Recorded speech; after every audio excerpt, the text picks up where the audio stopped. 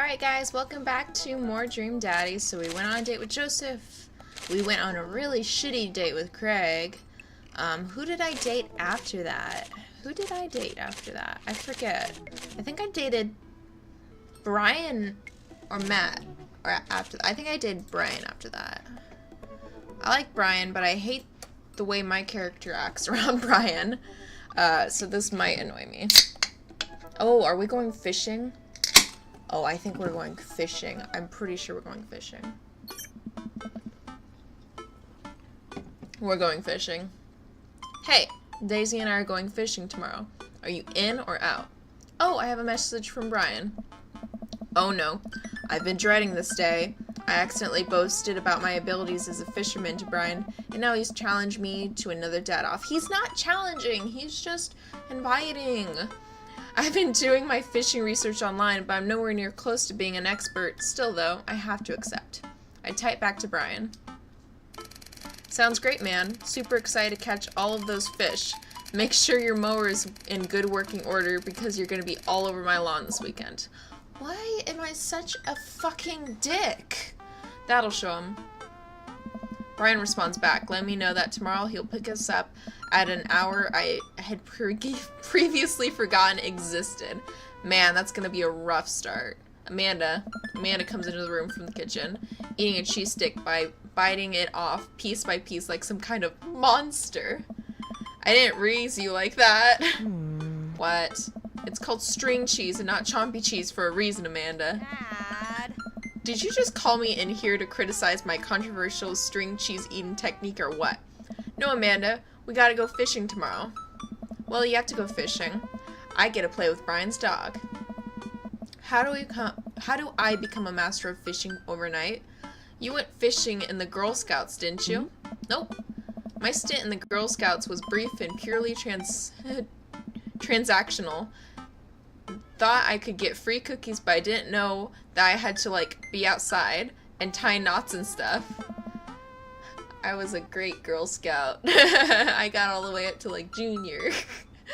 But I have to beat Brian farther than junior. I don't know. What's, like, the adult kids called? I don't know. Dad, let me tell you a story.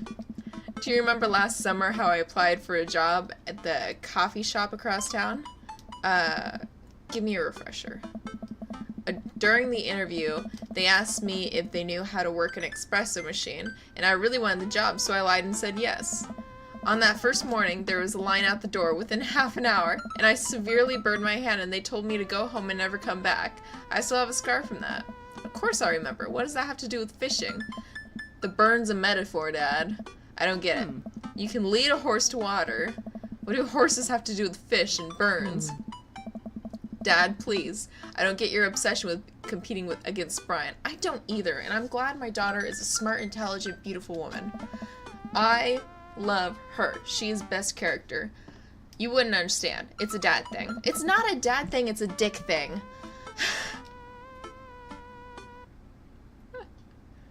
It is. It's like a pissing contest, isn't it?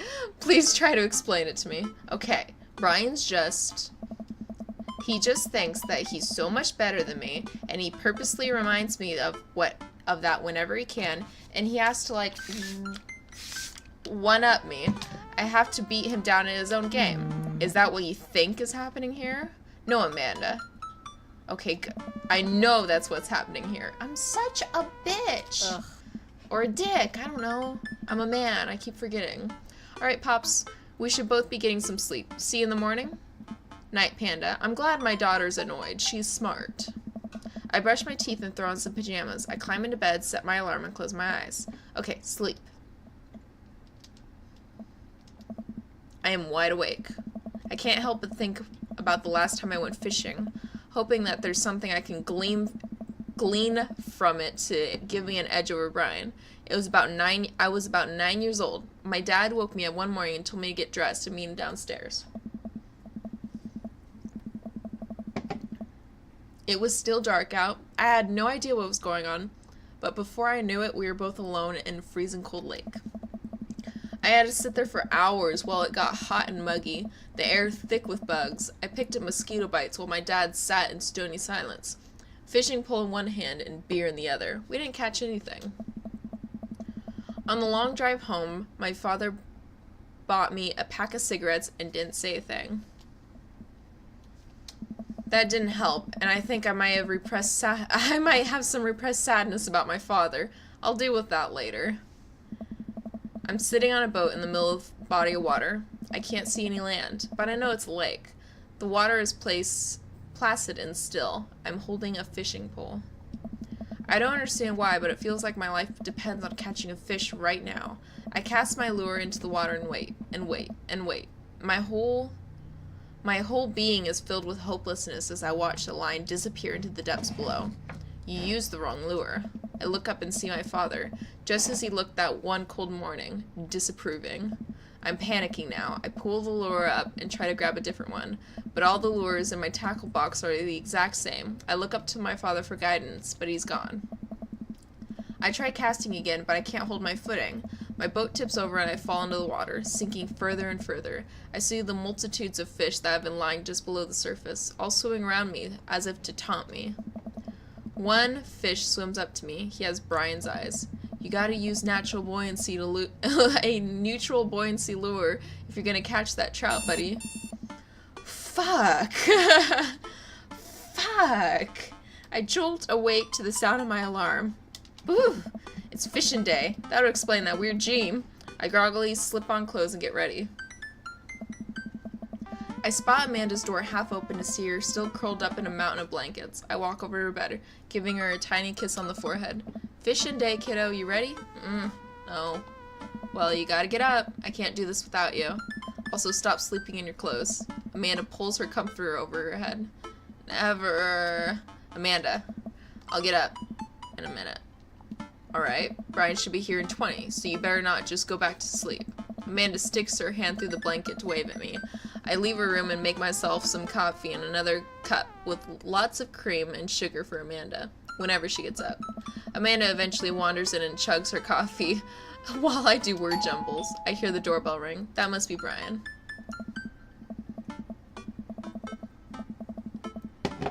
Still rubbing our eyes, we walk outside to see Brian. He's decked out in fishing gear. Daisy's falling asleep next to him. Early bird gets the worm, buddy. You ready to fish? I was born ready. My eyes narrow in on Brian. It's a good day to die. God fucking damn it. Hop on in, guys. Let's get this fishing party started. I walk over to the driver's side and open it. Woof woof. Brian's dog immediately hops into the driver's seat, wagging his tail furiously. Can I see your license, sir? Maxwell. Let her sit. Him sit. Let him sit. Maxwell obediently hops into the back and to cuddle with Daisy. Amanda settles it in next to Maxwell and Daisy immediately falls asleep. You ready for an adventure? I'm ready for glory. I struggle to stay awake as we drive to the outskirts of town. Country music plays quietly from the radio as I watch trees pass by. So where exactly are we heading? It's about an hour north of here. Little spot I've been going to since I was a kid. My dad used to take me there all the time. I don't think anybody else knows about it. I brought everything we need so we can catch some trout, have a nice little fire, and enjoy the nature. My fishing pole's in the shop, getting it tuned up. Do you maybe have an extra I could borrow? But of course, it's probably not as nice as it sounds like yours, though. Right.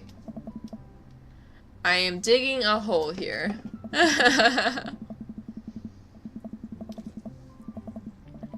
Brian's a nice guy. He wouldn't mind me just saying, hey, dude, I was totally over-exaggerating before and kind of mid-joking. I don't know how to fish. Why don't I say that? I stare out the forest lining the highway, the sun just barely over the horizon, scattering dusky pink light through the trees. For a split second, I can spot a deer grazing on the side of the road before it leaps back into the brush. After a nice quiet drive, Brian eventually tells me to pull off the highway and into a dirt road. The car bumps along until we reach a clearing that opens up to a magnificent lake. Well, here we are. I step out of the car and help Brian unload our gear as Maxwell runs around us barking. The kids wake up and wander to the shore, where Daisy tries to teach Amanda how to skip rocks. Brian and I carry tackle boxes and coolers down to the edge of the lake, where he has a canoe waiting. Ah, great, it's still in one piece. Hold on. Help me out with Maxwell. I help Brian place a tiny dog-sized fist onto Maxwell. Good. That's a good doggy owner. Woof woof. Alright, your turn. Brian hands me a lime green life vest. No, just accept it and put it on. It's fucking safety. It's fucking safety. If you smack your head, you can't swim. It's fucking safety. Put it on. No. That's not fucking, just put it on. Just, no thanks. I'll be alright. I have no plans of being in that water. Also, I am strong and capable. Suit yourself. Just put it on, for fuck's sake. Brian turns to Amanda and Daisy, who are still skipping rocks. If you smack your head and fall into the water unconscious, who's gonna drag you out? Brian is the only one strong enough to drag you out, so your life vest is Brian now. Good job. You kids want to fish? I'm good with just throwing rocks into the water. Amanda hurls a rock into the pond with gusto. Yeah, take that water. Amanda, you're supposed to be skipping them. Is that what we're doing? Daisy, don't you want to fish? I think catching fish is kind of inhumane. We're gonna go explore the woods and look at bugs and stuff. Alright, be safe. Don't go too far. Brian puts his life vest around himself and we throw on all our equipment into the canoe. Maxwell happily jumps in and takes his place looking out over the front of the boat. We get into the canoe as Brian shoves off. We paddle together and get ourselves into the middle of the lake. Okay.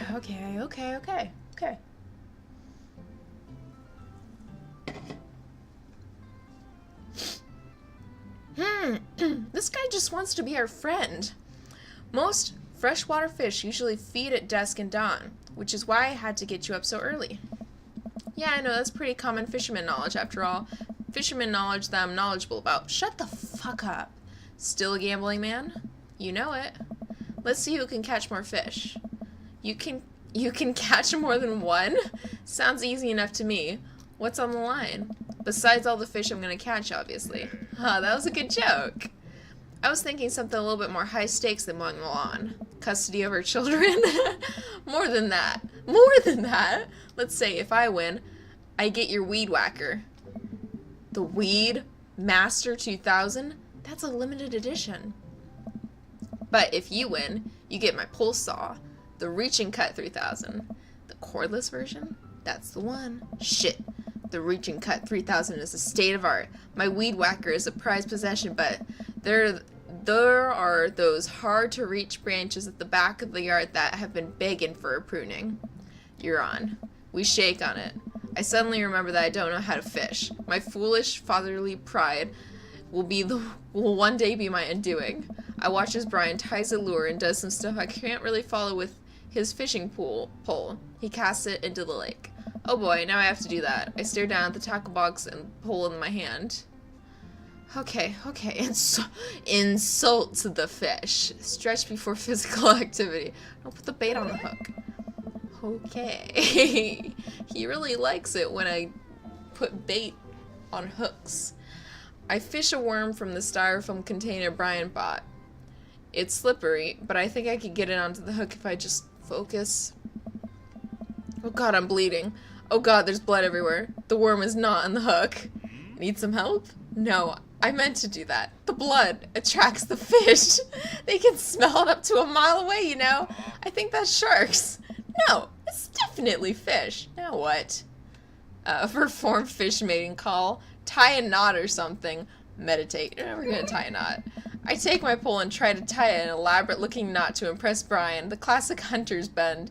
I learned that one in my youth. Yep, this one isn't coming apart anytime soon. With this knot, I will cast my heaviest line upon the unsuspecting water and deliver it unto us a bountiful harvest.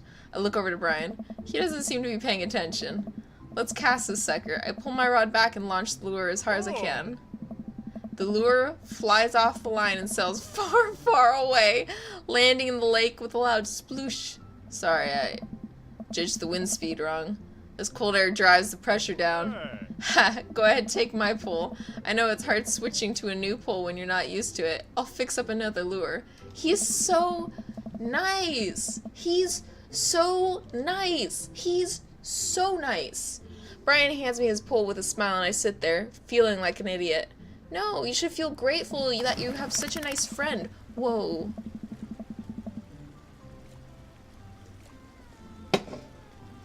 I'm sorry, is this Candy Crush? Fishing around here is easy. They grow up, all you gotta do is line up 3 for the same fish species and reel them in. I don't have my glasses. Fuck. Okay, I can do this. Okay. I need to match 3 of the same species. I can't tell them apart exactly.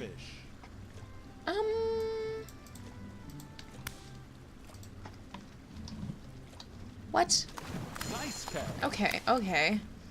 I really can't tell them apart. Thanks. Shit. Match of the day. Match of the day. Wow. I really can't tell them apart. Oh, I wish I had my glasses right now. Nice catch. I don't play Candy Crush. I don't play Candy Crush. I don't know. I'm not good at video games and Candy Crush. Now you're fishing. Okay, I got it. This is fine. Nice catch. Thank you.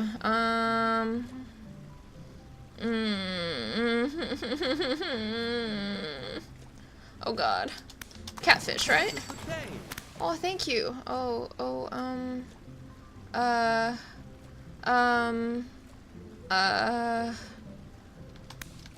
Catch of the day. Thanks.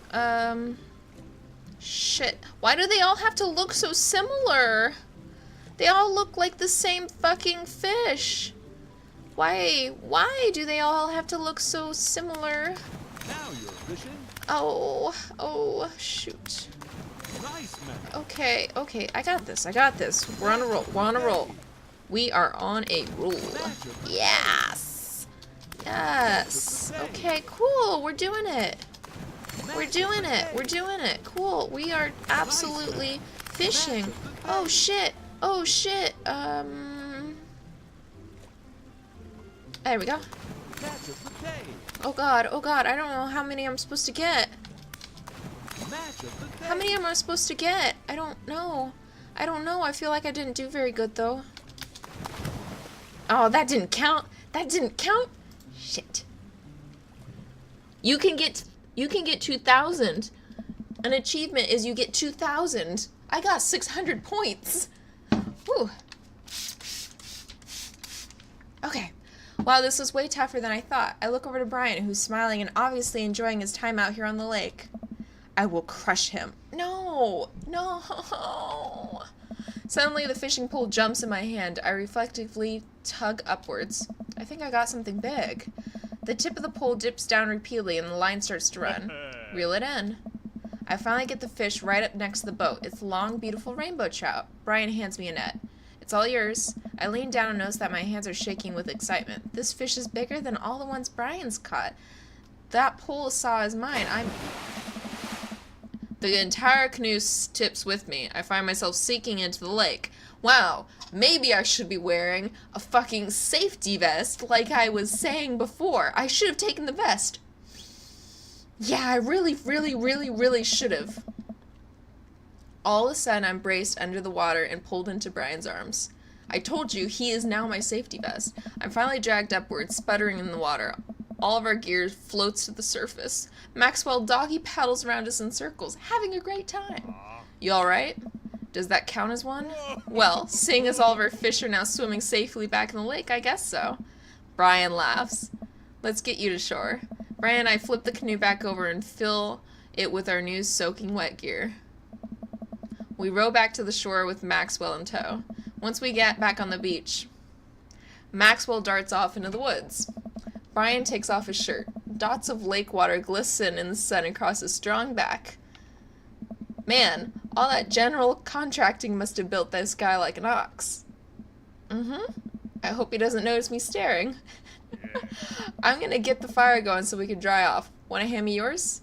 Yes, okay. I reluctantly take off my own shirt and toss it to Brian. I suddenly wish I had done more sit-ups in my life. Or any sit-ups at all. Really. Another thing you've bested me in, you stupid sexy Brian. You might as well fry that shirt up. It seems like it's the only lunch we'll have. The day's young, we can fish from the shore. Once Brian gets the fire going, I sit and try to dry off my pants. Brian sets a couple lures out by the water's edge. We're probably gonna have to put the kibosh in the competition. We're probably gonna have to put the kibosh in the competition for now, until another day. My stomach growls. You hungry? Oh, I'm fine.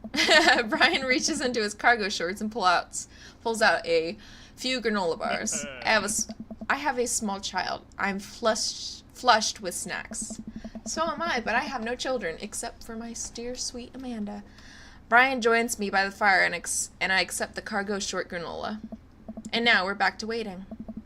Where did the girls get off to? Shouldn't they be back by now? I wouldn't worry about it too much. They're a couple of smart kids. It's true. It's very true. That's what I'm worried about. They're too smart. They've probably established a small rural government by this point and installed themselves as leaders. I take a look around at the sun casting in the tree lines, casting the entire lake in a warm golden glow. The forest seems to be coming alive now. Birds chirp in the distance. Wow, nature is beautiful. You are on this wonderful lake date with this beautiful man, and I'm being a total asshole still. Well, I haven't been in a little bit, but still. A mosquito bites me. I slap my neck and curse. Nature sucks. Yeah, don't get bit by mosquitoes. It's like one of my biggest fears is mosquitoes. Here you go, bud. I probably maybe had 1 mosquito bite or 2 mosquito bites in the last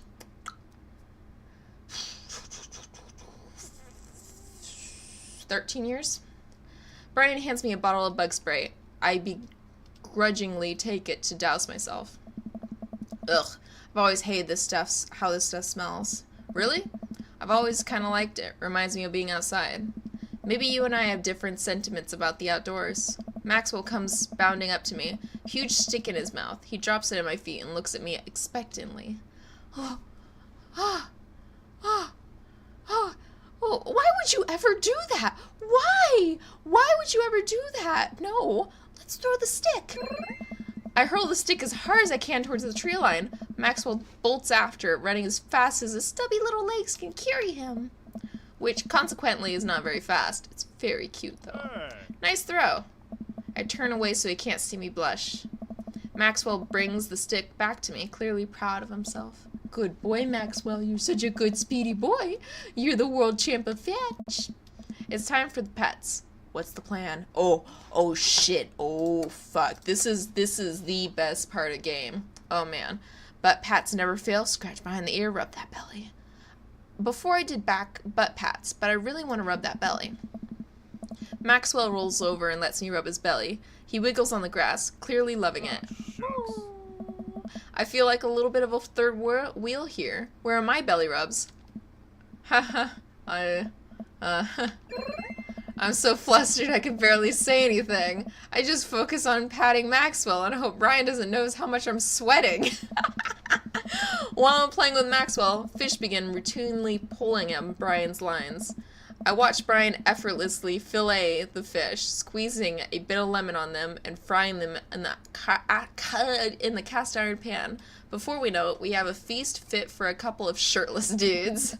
Amanda and Daisy emerge from the woods looking totally unscathed. Whoa, Dad Bod Patrol. I'm gonna have to issue you both a citation, demand you both put your shirts on. There are children present. Brian tosses me my now dry shirt. I put it on over my head, thankful that I will no longer be distracted by Brian and his pecs. Where have you guys been? Studying entomology? What? We were playing with bugs. I expected you guys to be more covered in, like, mud and stuff. Daisy looks offended. What do you take me for, a child? Yeah? Amanda pats a hand on Daisy's shoulder. Right. We take a seat around the fire and Brian serves us all a generous piles of fish on paper plates. It's absolutely delicious. Why does he have to be good at everything? Fish tastes okay. Daisy and Amanda both nod furiously, mouths full of fish. It's incredible. I've never had fish this good. Well, it is fresh. Like, really, really fresh. Yeah, it's great. The old Harding family recipe. Why are your pants wet?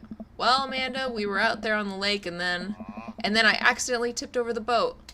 Oh my god. He is taking the blame. Oh my god. Why am I such a dick to this guy? He is so fucking sweet. Don't worry. All of the gear flowed to the surface so we didn't lose anything. Right? Oh, yeah, that's exactly what happened. Oh my god. I can't believe he just covered for me. Gosh, he even out-humbles me. He's trying to beat me at just shut the fuck up. Including my world-famous sense of humility? No, he's just being a nice guy. He is so fucking nice. Oh my god. We finished our fish. And ended up playing catch with Maxwell for a little while. Before we decide to head out. After cleaning up the camp, we pack up the station wagon and let Maxwell into the back seat. The poor pup falls asleep in a cuddle puddle with Amanda and Daisy. They've had a long day. Been an ordeal today, bud. Let me drive you guys home. I want to prove that I'm the most awake dad in the block, but yeah, I'm beat. Fine. As we drive away, I take one last look at the lake disappearing behind us and smile. I rest my head against the window, and the low rumble of the dirt road beneath us lulls me into a peaceful sleep. Aww. Hey, sleepyhead. I open my eyes and realize that I've dozed off in the car. I self-consciously wipe a little bit of drool off my chin. Oh, hey, I was resting my eyes. Just in case we suddenly have to jump into any sort of conflict, so I'm super awake for it. And ready to fight. With my strong arms. It's all good. You earned some rest, buddy. Thanks for coming out with us today. I had a lot of fun with you. Thanks for inviting us. I also had fun, actually. Good to hear it. Take it easy, yeah? You too. Take it the easiest. Aw. Ryan chuckles to himself as he unloads the car. He's so nice. Amanda and I get inside and immediately claps on the couch. Long day. Yep. I was so close to that pole saw. Pole saw? Yeah, Brian and I were competing to see who would catch the most fish and... Ugh! Stop. Why do you care so much? Thank you. Exactly. Amanda Panda, just look at the guy. He's so obviously got my number, and he's rubbing it in my face, and... Dad, I love you, but you're kind of dumb sometimes. Agreed. Dumb, or clearly the superior dad. You know what? I don't have any energy required to properly unpack your weird fixation with asserting your masculinity. God damn it. I'm going to bed. Night. Amanda slides off the couch and face down onto the floor. I am a tired slug. Amanda, that floor is disgusting. I don't care. Well, night, honey. Night, Pops. Look at situations positively. Positivity. Positively. Ooh, look at all those daddy points. You sure know how to make a dad blush. Aww. Okay, no, like, no joke. He is such a good daddy. Oh man, I got 0 base though. Bass, that's bass. That wouldn't make sense if it was base. No fiscal responsibility, lots of mandals, lawn care, bear hugs, shirtless, lots of shirtless. I love it. Fucking love it. Oh, okay. Welcome. You got dads. It's a little hot. Okay. And not just from that day. It's also hot because it's 100 degrees out right now. After him, I forget if I dated Matt, Hugo, Damien, or Robert next. I think I dated Matt next? I think I dated Matt next. So let's date Matt. I feel like a little bit like a whore because I'm dating all of them at the same time. I mean, the married guy is just a friend. Joseph's just a friend. I would never go on a date with a married man. Instead of messaging the guy, why don't I just walk over and grab some coffee? I'm feeling really sluggish today anyway. Amanda sticks her head out of her room. Father! Wanna go to the coffee spoon?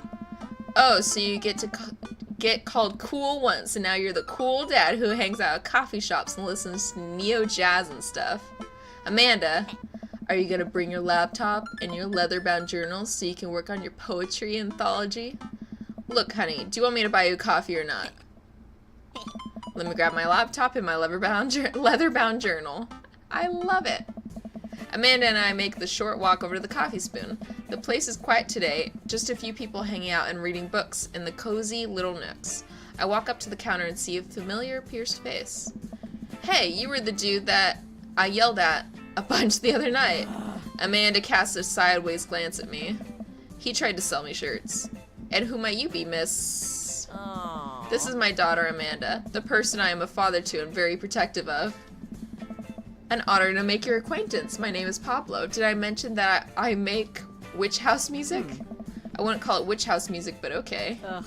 A piercing blow to my ego, though not one that will dissuade my need to impress you. My innate dad senses tingle. I'm overwhelmed with fatherly protective energy. I must do something to protect my child. Change the subject, defend witch house, reappropriate lines from Take. Okay, I would usually just change the subject, but you know I have to see what I'm gonna say when I say this. Listen here, Pablo. I have a very specific set of skills too. I can type pretty fast for people my age.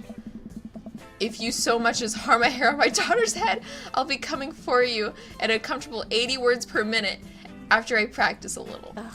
Dad, that's not that fast, is it? Is it fast? 80 words per minute? I don't know. I need to look up what my speed is. Huh. Matt comes out from the washing dishes in the back room and meet Amanda and I. He and I high five, as fellow cool people do. I see I've met my newest employee. At your service, although I'm only here until Vacant Vale starts their world tour. When's that? Well, we have to put out a record first. All right, Pablo. Now what do we do with customers again? Right. Yes. Pablo clears his throat. Hello, good folks of Maple Bay. Can I interest you in a tasty caffeinated beverage? A smashing pumpkin spiced latte, please. A classic. And you? That's Death Cab for Cutie. Father, John Meister, I don't know. Americano football. I know the Death Cab for Cutie one. But that one's obvious. I don't know what the other one's too. A decaf for Cutie, please. Don't want too much caffeine. Decaf sounds like you're settling. I have a very early bedtime that I just can't miss. Oh, The Sound of Settling is a Death Cab for Cutie song, which was the band that this was a pun off of. When I said it, it sounded like you were settling. Hey. I'm gonna stop talking now. Coming right up. I didn't know that was a song they did. Pablo gets to work making our drinks while Matt observes him. Hey. He'll get the hang of it. For as goofy of a dude as he is, kid works hard. This music is kind of loud. There we go. Just until this music's over. Hey man, that concert was a lot of fun. We should hang out again. Hell yes. I'm actually going to be done training Pablo in a couple of hours and I was going to go record shopping. Want to come along? Absolutely. Pablo brings us our drinks and Amanda buries herself in her laptop. I spend my time sipping my drink and cracking jokes with Matt. Last time we hung out, he told me that he had trouble hanging out with other people, but for some reason he and I can talk and joke like old buds. It's weird. I feel really comfortable around him. Oh, okay. Oh, this is still kind of music-y, isn't it? Once Matt feels comfortable leaving Pablo on his own, I say goodbye to Amanda and we start walking to the record store. Hey. Have you ever been here before? No, I mean, we have a record player sitting in the living room, but all I have are 2 copies of Frampton Comes Alive. Oh, this should be fun then. We're gonna use some good stuff. The store is packed with posters, artwork, stickers, and records. A few people mill around flipping through milk crates of albums. Some indie band is playing through the speakers. It's a nice vibe. So, why do people still buy records? Isn't it kind of outdated at this point? There's a lot of people who still want to try to sell you that vinyl sounds warmer or more true to the artist's intent, but really, I think it's just to collect records. It's very true. It's cool that in this day and age, we have just about every song ever created available instantaneously on our phones. But there's something about holding an album and getting to see the artwork in your hands that I'll always love. That's why I try to get as many records that I love in physical form as possible. Remember when we were kids and we would have to wait around by the radio with a cassette tape so we can record our favorite songs? I made each listen really special, and mixtapes were even cooler because of how much work they took. Now you just make a playlist. I think the last time someone gave me a real mixtape was in high school. I look around at the multi-level record store and spot some genres: future wave, jungle, anarcho-punk, nunsploitation. I have no idea where to even start. Man, this is a little overwhelming. Here, let me help you find something you might like. If you were a milkshake, what flavor would you be? Oh shit, he wants to know what kind of milkshake. Cookies and cream, vanilla, strawberry, purple. I would be a cookies and cream. If you could only buy one type of candle scent for the rest of your life, what would it be? Daffodil, mountain spring, camouflage, summer breeze. Ooh, I don't know about the camouflage part. Spring Creek, fireball, power violence, cherry blossom, daffodil, mountain spring. What's your favorite ambient sound? Rain, bowling alley, Star Trek bridge ambience, House of the Bone chorus. I hate ambient sound. I hate bowling alleys. I cannot sleep during the rain. Don't talk to me about Star Trek. House of the Bone chorus. I don't even know what that is. I guess Star Trek. What's your favorite dream vacation spot? My backyard, inside an active volcano, living off the fat of the island in Ibiza, starting a new life in the Baltics. What's your deepest, darkest fear? Mosquitoes and turkeys. I worry that people are nice to me only because they want something from me. I fear that I don't deserve happiness and won't ever get it. What if nobody exists but me, and I've been fabricated in this universe, and I've fabricated this universe? Saying you two when the waiter tells you to enjoy your food. Oh god, I did that recently. I went to LA to Anime Expo, and on my way back, I was, picking up my tickets for the bus ride back to Sacramento, and the good lady was like, enjoy your trip, and I'm like, you too, and I turned away and I immediately went, Matt thinks for a moment. Oh, I know just the thing. Matt runs to the other side of the store and returns holding a record behind his back. He shows it to me. This is Trouble Will Find Me by The National. The National have honored their sad guy sound on album after album by this point, and their old pros at Feeling Blue. The music is so amazing that it'll actually cheer you up. I'm not sad. Whoa, dude, thanks for the recommendation.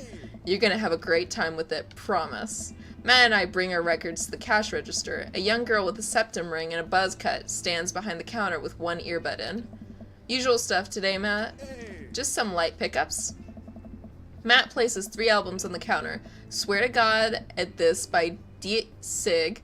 Forever My Mystery Schools. The Greatest Hits by Remo Drive. Tight.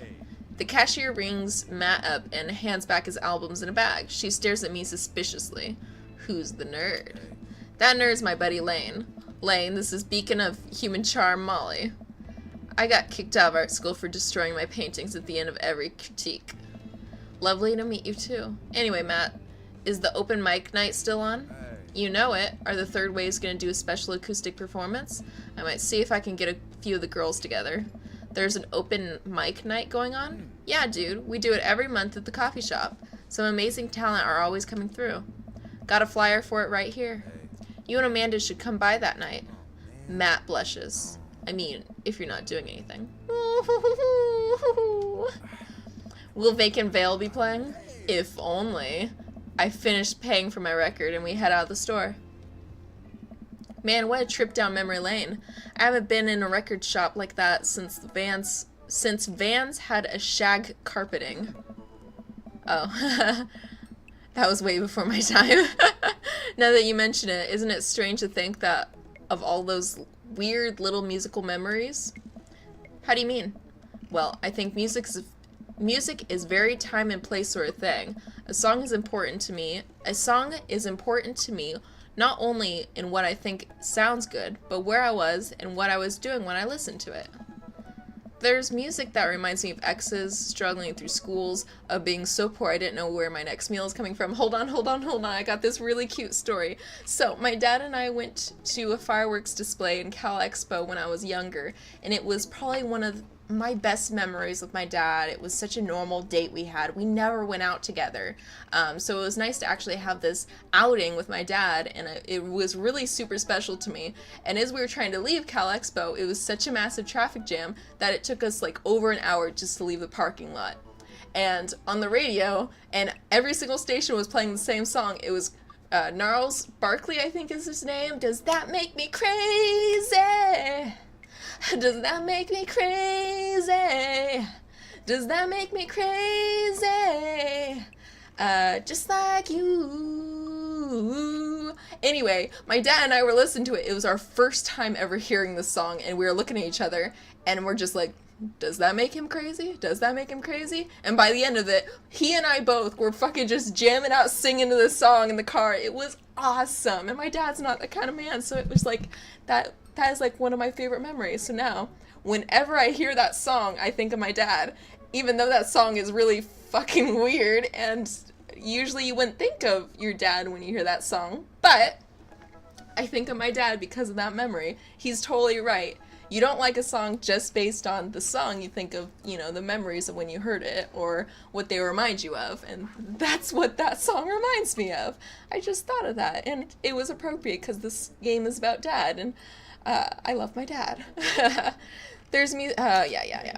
All that stuff. And listening to those songs remind me of those moments in my life. Me too. Yeah, now that I think of it, even the pop concert Amanda made me take her to is special to me. I mean, I'm not really a fan of the band, but hearing their songs on the radio reminds me of how young and excited Amanda was. Yep. And then that even reminds me of a younger me going to see my favorite bands in concert with all my friends. We would always go to my friend Cynthia Chapman's house beforehand and smoke pot in her basement like we were so slick. Her parents definitely knew what we were doing. Wait, when was the last time you smoked pot? Matt stops and thinks for a moment. It's been decades. Dude, me too. Where do you even get pot now? Is that even a thing that kids call it these days? I don't know. I bet we can find out. Do you want to get high and listen to our new records?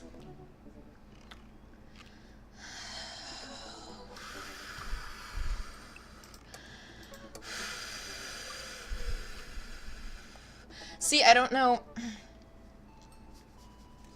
I wouldn't respond, say no to drugs.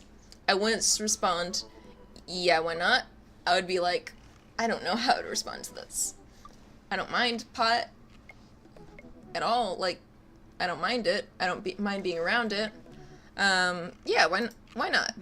Matt pulls out his phone and starts texting. After a few minutes, he looks up and smiles at me. Molly's got a hookup. Says to meet her in the alley near the coffee shop. Why are we meeting in an alley? Just meet in someone's house. Okay, if it turns out it's the feds, you make a break for it and I'll take the heat. Just promise me you'll raise Amanda like she was your own.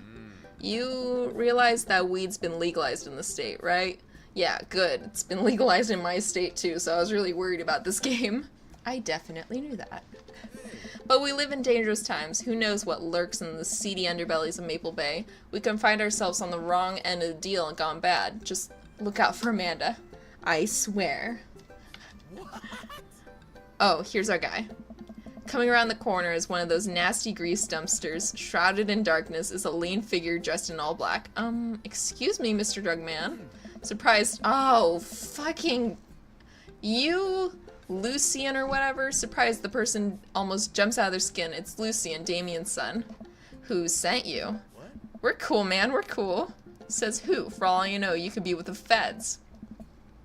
Actually, we just prove you're cool. What? I need to know that you're down or I bolt. Show him you're not wearing wire. Impress him with your extensive knowledge on current drug lingo. Cite mutually assured destruction.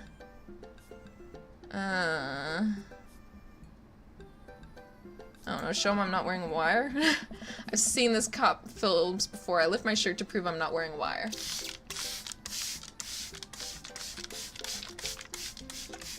Woo!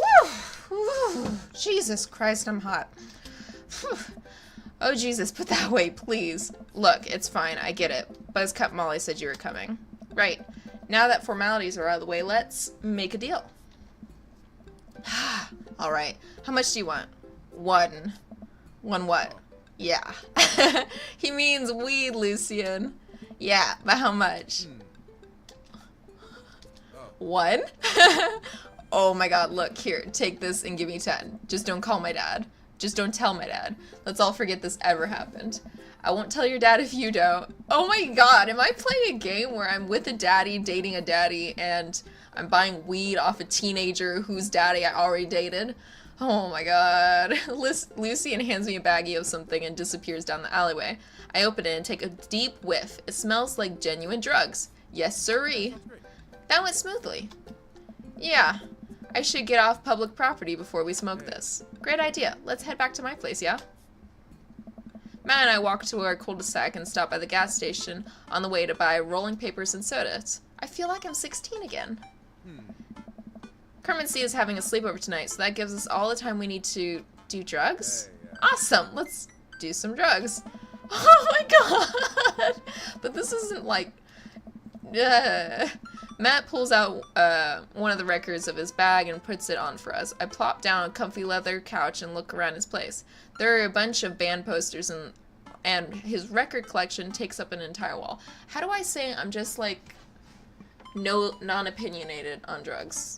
I believe in legalization, and I don't care if it's done around me, and I don't care doing it, but it's not something I actively seek.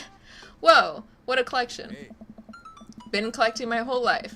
It was nice to finally get them all in one place after being on the road for so much of my life.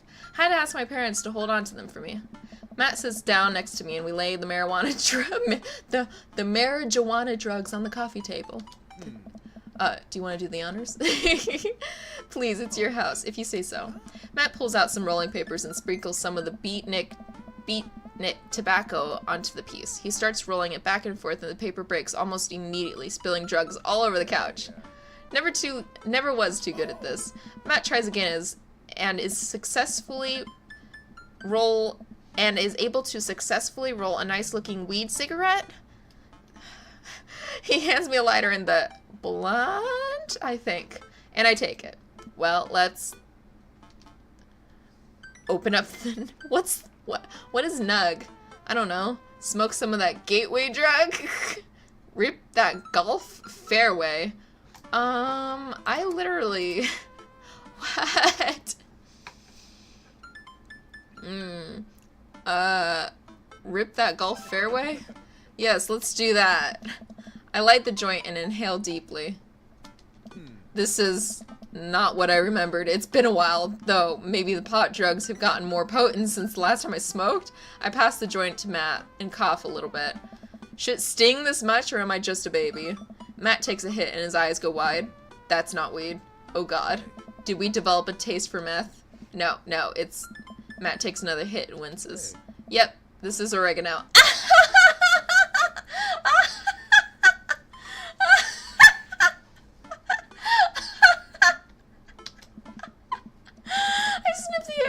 Yeah, that would definitely explain why it smells like a pizza place in here.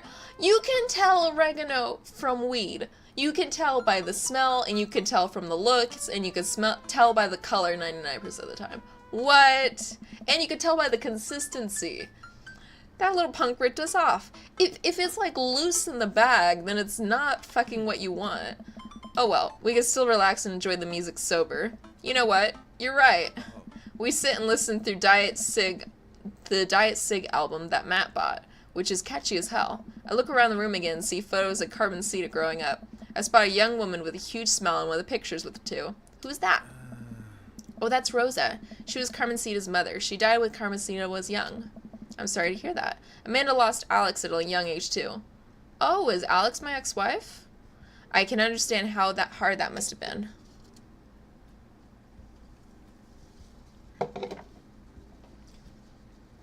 Alex is actually a name that I really adore, and it has like a family meaning. I look around again, spotting a framed gig poster hanging on the wall. On it, there's an illustration of Matt and Rosa surrounded by flowers. The cursive lettering reads, "Stillness the Dancing." Looks like they played the Soundgarden over a decade ago. Were you two in a band together? Yeah, that was the reason I was touring so much when I was younger. We traveled the whole country in this rinky-dink little van.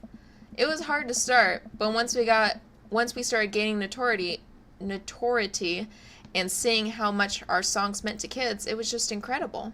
Wow, that sounds like a life some people only dream of. It was, and it was difficult at the same time. I couldn't have done it without someone by my side. Rosa and I knew we couldn't do it forever. The long hours on the road, missing your family, sleeping in the van, all that stuff. So once she became pregnant with Carmencita, we put down the roots in our favorite town to play in. Right here. Since she was a kid, Rosa always had a dream to own her quiet little coffee shop. So, she died before it opened. I'm so sorry. Don't be. I'm not really sure what to say. I couldn't possibly count the number of times I told people the same thing after Alex died. Matt gets up to tip the record. Next to the turntable, I notice a dusty piano. Do you play? I'm out of practice. I used to jam on the keys back in my day. Oh yeah? I fronted the hottest 7-piece ska band that the Eagle Rock Bay High School had to offer. No way, you had a ska phase? It's not a phase, I still love it. Just one band though. Phase, ska never dies. Hell yeah! Except for Communist Manifesto, who broke up after the senior talent show to pursue solo careers. Dude, that's so rad. Matt pulls out the piano bench. Give me some of that two-tone love. Oh man, let's see if I still got it. I sit down at the piano. Go with the classics, stick with your ska roots. Anyway, here's Wonderwall. Let me save. But you know what I gotta choose. I gotta stick to the ska roots. Hey, I think I'm doing it. I'm playing ska. Wait, was that Smoke on the Water? Matt, I've forgotten how to play. The deep purple is always appreciated nonetheless. Alright, buddy, can you top that? I shouldn't. Oh, come on. No, it's been a long time. I'll drop it. Okay, buddy, sorry to put pressure on you. I mean, it's not a problem. It was good to watch you get back in touch with the music that flows through you. I've learned to play that song when I was 15. Matt and I sit and listen to more records until it gets late, and I decide that I need to go to bed. Matt walks me to my door. This was a short date. Let's never tell anyone about the oregano, okay? Deal. Wait, can I tell my doctor? I don't know about the health effects of smoking oregano, and I think we'll be fine. Night, dude. I smile. Night. Ah. That was a short, and I'm sure I shortened it myself by not pushing the piano thing, but I didn't want to push it. It seemed to really bother him. I walk inside the house, and the house is dark, save for the sliver of light coming from beneath Amanda's door. Oh. I knock lightly on the door and enters Amanda's room. She's sitting at her desk with her camera, editing photos. Hey, Amanda. Amanda swivels her chair around to face me and slumps down. What smells like a pizza parlor in here? What? Nothing. So, what's up? Dad, I'm hungry. What? Wait, no. Hi, hungry. No, I'm Dad. Amanda collapses to the floor. I promised myself I'd never let it come to this. Sorry, kiddo, you set yourself up. I spiked it down. You're a monster. Want some spaghetti? Yes, please. Amanda and I boil pasta and heat the sauce up in a pan, while I boil pasta and heat the sauce up in the pan while Amanda watches. Despite my best efforts, I'm not able to set it on fire. How was record collecting? It was great. Did you know that Matt used to play in a band? No way! Was he good? I don't know if the band was good, but he played some piano for me tonight, and it was amazing. No, he didn't. He didn't. I told him no. I didn't. Yeah. He played piano for you? No, he didn't. Dude. Yeah. I brought it up that he should play an open mic night. No, I didn't. I didn't. Oh man, I totally like skipped on half the date, but the date still thinks that it happened. Shit. He kind of got weird about it. Hey, I saw a flyer for that. We should go. It's not too late to start a father-daughter punk band and play a couple tunes there. Yeah, let me break out my glockenspiel. I think I only know hot cross buns, but we could work off the chord progression. Amanda and I have a nice dinner before she goes back to her room to do photography stuff. I end up watching True Life. I'm a house hunter. They're staging an intervention for the house hunter, who is crying uncontrollably over the color of the walls. They know they can paint the walls of their house any color they want, right? Matt's song is stuck in my head all night. Is this the date? They expected me to push it, but I didn't. Wow, I so fucked that up.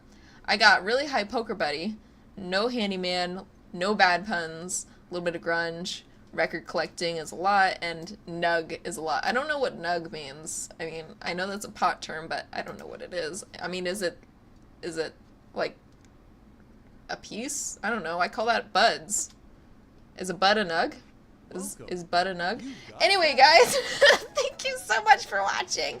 I'm gonna continue playing because I am loving this. Even though I smoked oregano. Jesus Christ. I will see you guys in the next video. Bye-bye.